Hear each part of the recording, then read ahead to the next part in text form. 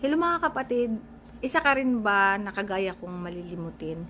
So, minsan kasi pinapara tayo ng mga taga-LTO or mga traffic enforcer.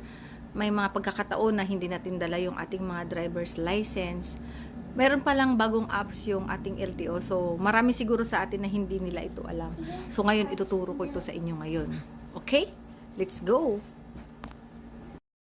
Mga kapatid, punta lang kayo sa Google, then search nyo yung portal, ayan, portal.lto.gov.ph.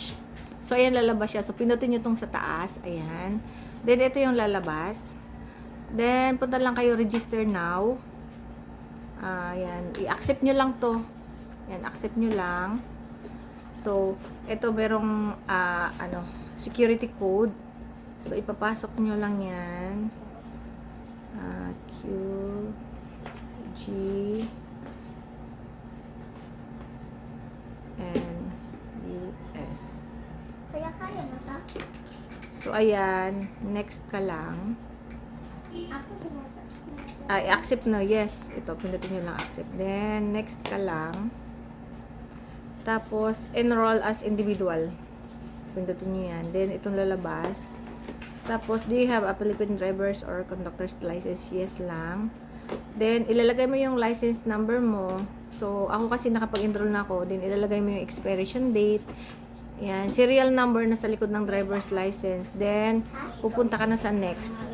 So, pagdating mo sa next, minsan kasi yan, meron nakakagad na automatic pag siguro si LTO yung gumagawa, nakalagay doon is already registered. So, ang gagawin mo na lang doon is forgot password. Tapos, ilalagay mo yung iyong email address. So, papasok doon. May link silang isi-send doon sa, eto kagaya nito. Dito sa email, may link na isi-send sa'yo yung LTO. Ganyan, oh. Then, pindutin mo lang yan. Tapos may itong kulay blue na link, i-open mo lang to. So, pag na-open mo na yan, lalabas na doon.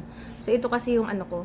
Ito yung aking number. So, naka-register na ako. Itatype ko na lang yung aking password. So, ito yung password ko. Then, naka-sign in ako.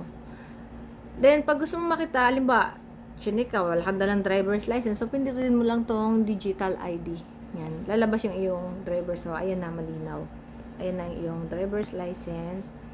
So, close. So, eto, may vehicle. Pwede kang mag-register dito ng vehicle mo. Ayan, kung anong transaction mo, makikita mo dyan. Then, kung may violation ka, makikita din. So, wala tayong violation. Ayan, wala tayong violation dyan. So, okay tayo. Kaya nabigyan tayo ng 10 years na driver's license. So, sana nakatulong to sa inyo mga kapatid. Thank you so much for watching. Bye!